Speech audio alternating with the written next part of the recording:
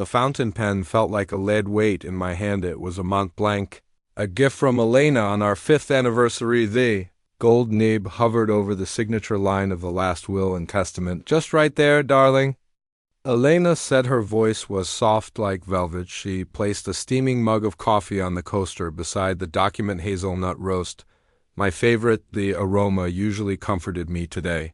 It smelled cloying sweet. Drink up, she urged, her hand resting gently on my shoulder. You look pale, Arthur. It will give you strength. I looked up at her. Lena was 34, beautiful, radiant. I was 58. And for the last 6 months, I had been withering away. Doctors couldn't explain it, just fatigue. They said early onset decline. I reached for the mug. My hand trembled. The tremors were getting worse lately as I lifted the cup to my lips. The library door creaked open. It was Maria, our housekeeper. She had a stack of folded towels in her arm. She wasn't supposed to be in the East Wing at this hour. Lena's grip on my shoulder tightened, sharp nails digging into my cashmere sweater. Maria, Elena snapped. I told you we needed privacy. Maria didn't look at Elena. Her dark eyes were locked onto mine. Wide, terrified, she walked forward. Her steps quick and clumsy. She passed behind my chair, feigning a stumble. Her hip checked the back of my mahogany seat. The coffee sloshed over the rim, burning my thumb. Clumsy cow. Elena hissed, but in the chaos, amidst the towels falling to the floor, Maria leaned down. Her lips brushed my ear. A whisper, barely a breath. Don't drink. Check the trash. She pulled back instantly, dropping to her knees to gather the towels. I am so sorry, Mr. Arthur, she stammered, her voice shaking. I tripped on the rug. I froze. The mug was still in my hand. The steam curled up into my nostrils. I looked at the black liquid, then at Elena. She wasn't looking at me. She was glaring at Maria with a look of pure, unadulterated hatred. Look I had never seen on my sweet wife's face before. My heart hammered against my ribs. Check the trash. Why? I set the mug down slowly. I need a napkin, I said. My voice sounded raspy, weak.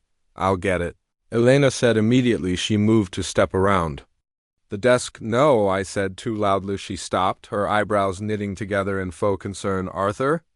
I spilled it on my trousers, I lied. The coffee had only hit my thumb, but the desk hid my legs. I need to go to the washroom to dab it before it stains. I can help you, she insisted. She reached for the papers, specifically the unsigned will. Leave it, I commanded, the authority in my voice surprised both of you. She hadn't spoken like that in months, not since the sickness took hold. Elena froze. A flicker of annoyance crossed her face, gone in an instant, replaced by that practiced, worried pout. Okay, darling, hurry back. The Lear is coming to collect the documents at 4. I pushed myself up from the leather chair. My knees wobbled. This wasn't an act. I genuinely felt like I was walking through molasses for months. I had attributed this weakness to age, to stress. I had built a multi-million-dollar architectural firm from the ground up. I assumed the burnout had finally caught up with me. Elena had been my rocker, so I thought she managed my diet. She managed my schedule. She managed my medication. A cold chill went down my spine.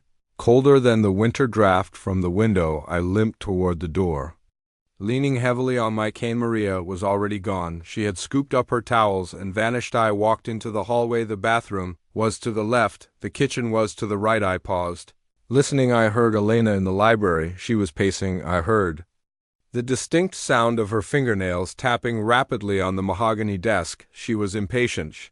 She wanted that signature. I turned right. I moved as silently as a dying man could. The kitchen was pristine stainless steel and marble. Maria was nowhere to be seen. She was likely hiding in the laundry room, terrified of what she had just done. I scanned the room. The main bin was a sleek, pedal-operated chrome cylinder. I stepped on the pedal. The lid hissed open. Empty, fresh white bag. My stomach dropped. Had Maria lied?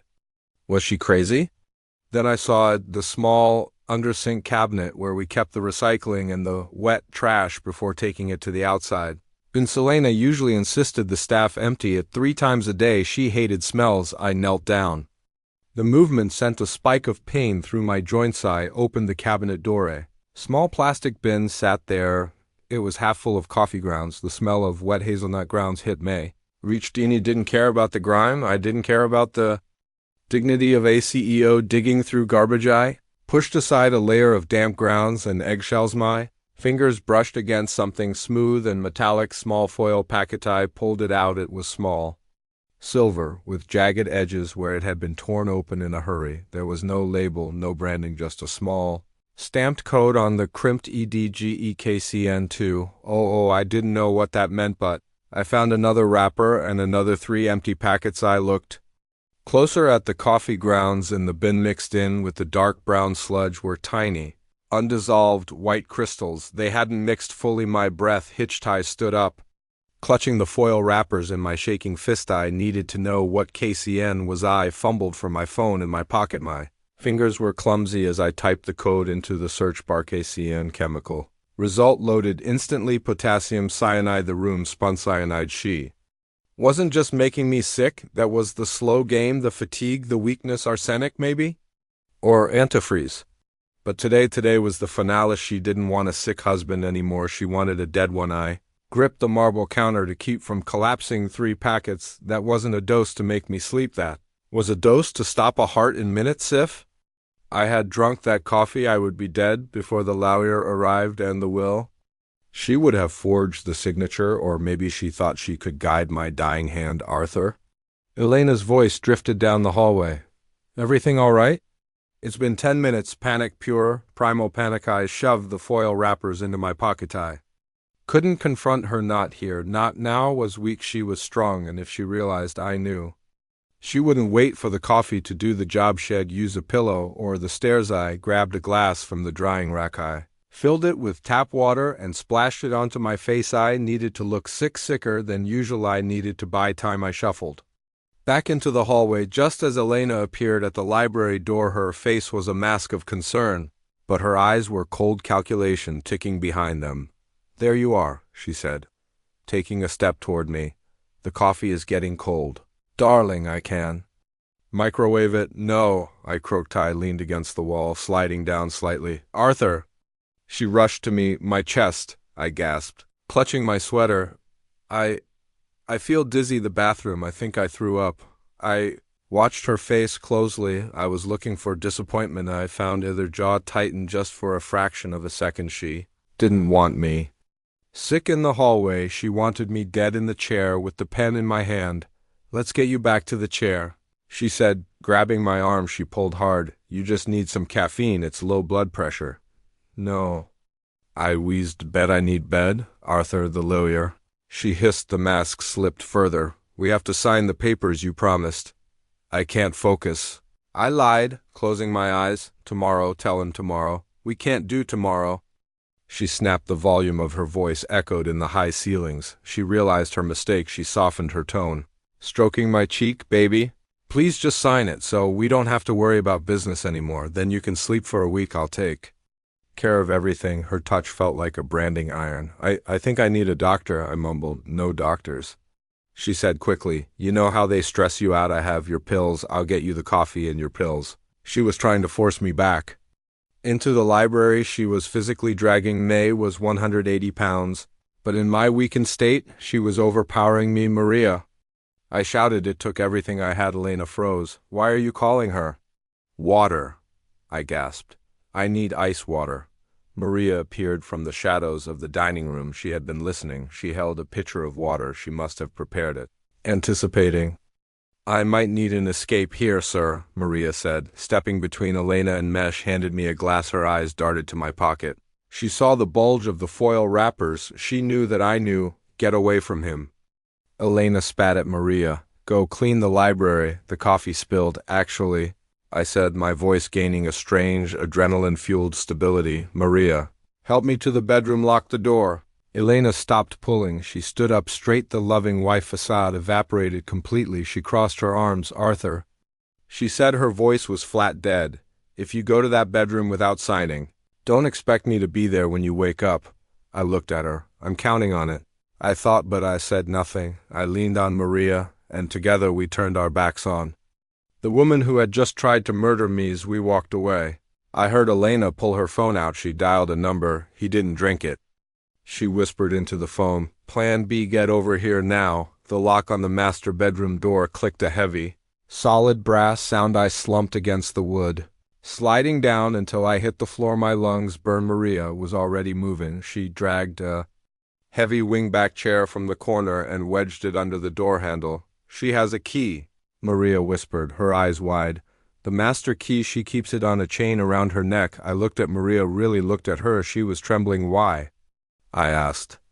"Why? Help me." "She fire you or worse?" Maria reached into her apron pocket. She pulled out a crumpled tissue. Inside was a pill. It was blue. "My dog," she said, her voice cracked. "Last week I found a piece of sausage on the floor. I thought I dropped it." Tears welled in her eyes. "Buster ate it. He died in 10 minutes, foaming at the mouth." She looked up at me. She laughed. "Mr. Arthur, I saw her watching from the window." She laughed while I dug the grave. A cold horror washed over Mesh, practiced on the dog. She wanted to see how fast it worked. I realized. I struggled to my feet. "My phone," I said.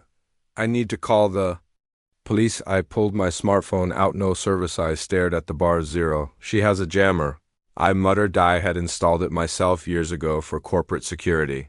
To prevent industrial espionage during board meetings at the house. The switch was in the library. Elena had turned it on. We were trapped." "The window?" Maria asked, moving to the heavy velvet drapes second floor. I said, "And I can barely walk, let alone climb." I looked around the room. It was a sanctuary I had built for us. Now it was a cell. Then I heard it. The front door downstairs slammed open heavy. Boots on the marble foyer. Elena hadn't called the police. She hadn't called a doctor. She had called Plan B. "Mom?" The voice boomed from downstairs. It was deep, arrogant, and impatient. My blood ran cold. It wasn't a hitman. It wasn't a lover. It was Julian, Elena's son. My stepson, the boy I had put through private school, the boy I had bought a Porsche for his 21st birthday, the boy I was about to sign my company over to upstairs. Elena screamed. Her voice was shrill, echoing through the vents. "He knows, Julian. He didn't drink it." "You had one job?"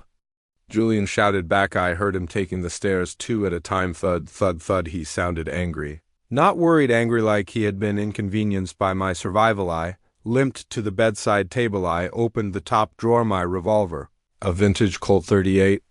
I grabbed the cold steel handle. It felt lighter than I remembered. I flicked the cylinder open. Empty. My heart stopped. I kept the bullets in a separate box in the safe. I rushed to the wall safe behind the painting of the seascape. My fingers shook as I punched in the code. 051, 2 our anniversary. Beep, beep, beep. Error. I tried again. Error. She changed the code. I whispered. Of course she did. She had been planning this for months, disarming me, weakening me, isolating me. "Open the door, Arthur." Julian's voice was right outside. The doorknob jiggled violently. The chair, wedged under the handle, groaned under the pressure. "Go away, Julian," I shouted. I tried to sound strong, but my voice was thin. "I know about the cyanide." Silence, then a low, dark chuckle. "Cyanide?" Julian laughed. "Mom, you went with the classics? I told you to use the insulin. Just break it down." Elena shrieked from the hallway. "He's weak. He can't stop you." The door shuddered. Julian was throwing his shoulder against it, the wood around. The frame splintered slightly with each impact. Maria grabbed my arm. "The bathroom," she whispered. "The vent." I looked at her like she was crazy. "I can't fit in a vent, Maria. Not to escape." She hissed. "To here." She pulled me into the master bathroom. There was a large brass vent near the floor. It connected directly to the hallway system. The acoustics in this old house were strange. You could hear whispers from rooms away if you knew where to listen. We crouched down. The banging on the bedroom door continued, but I could hear their voices clearly now. "Stop!" Elena yelled. "Don't break the door yet. It leaves marks. The police will see forced entry." The banging stopped. "So what?" Julian spat. "We say he went crazy, dementia. He locked himself in and had a heart attack." "And the cyanide in his pocket?" Elena countered. "He found the wrappers, you idiot, if the cops find those on his body." "It's over." I held my breath. They were debating the best way to stage my suicide. "Okay," Julian said. His voice dropped lower. "We smoke him out. Fire?" Elena asked. "No." "Gas?" Julian said. "The fireplace in the bedroom, it's gas connected, right?" "Is the valve in the basement?" My eyes widened. The master bedroom had a large gas fireplace. The shutoff and flow valves were indeed in the utility room in the basement.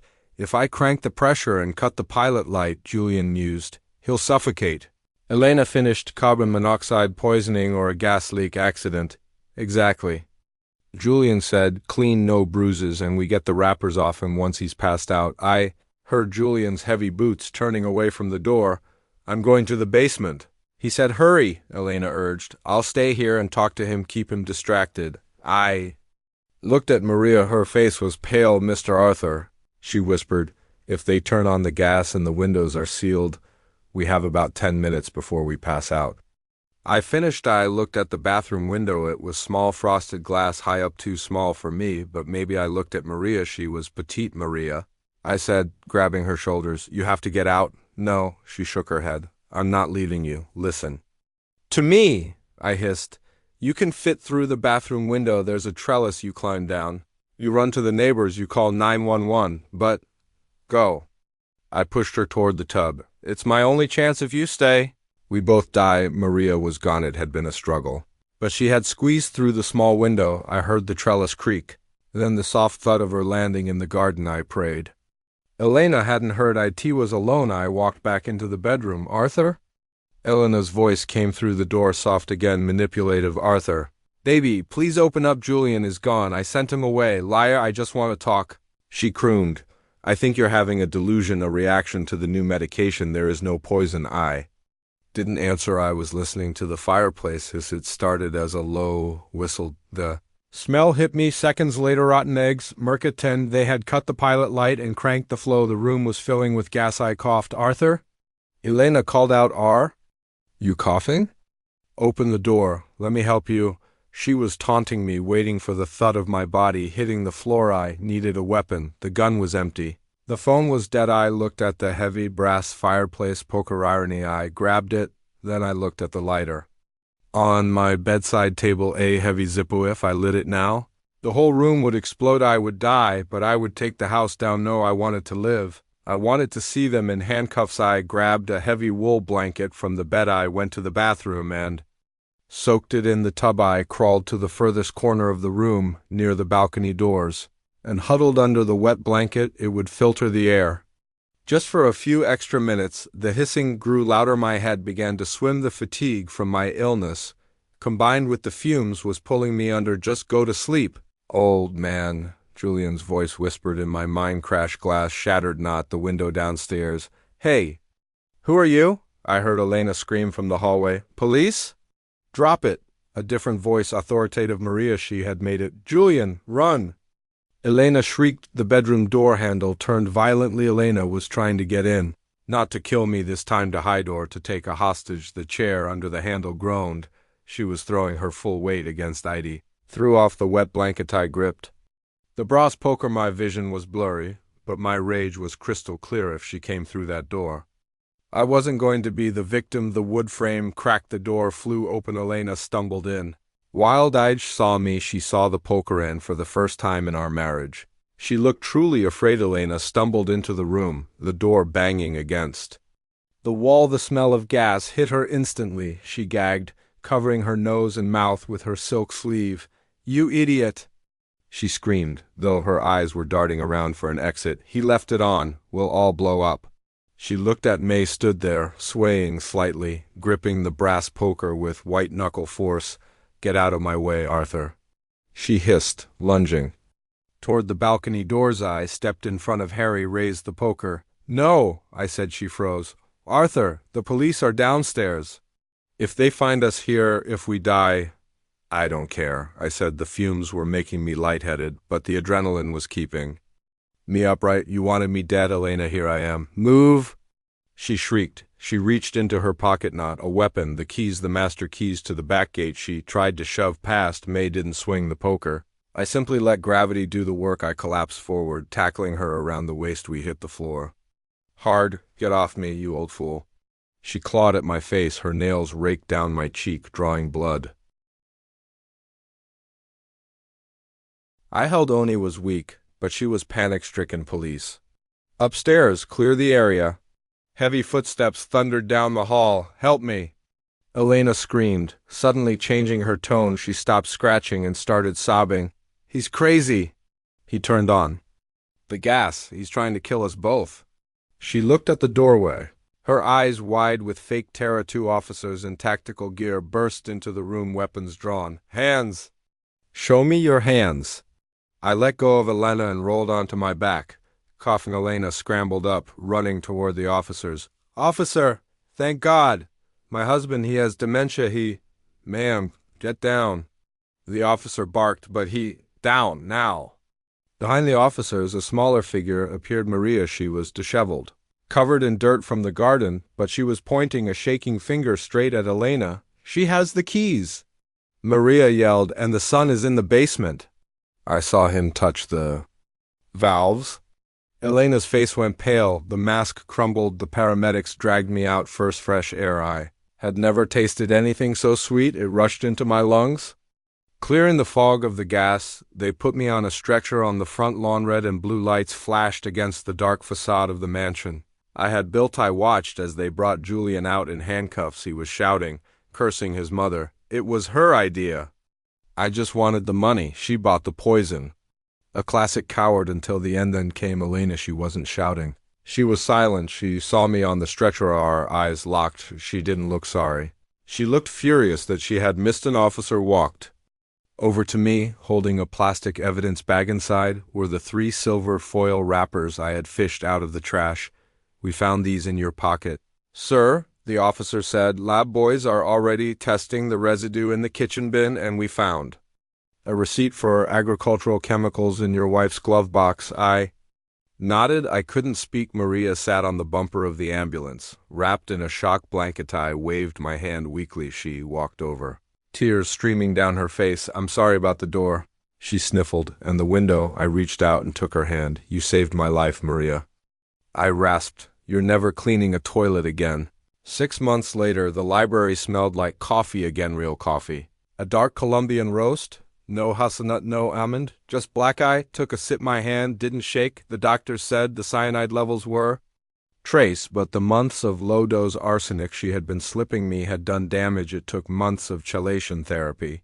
But my strength was back. I picked up my Mont Blanc pen. The lawyer, Mr. Henderson, sat across from me. He looked nervous. Are you sure about this, Arthur?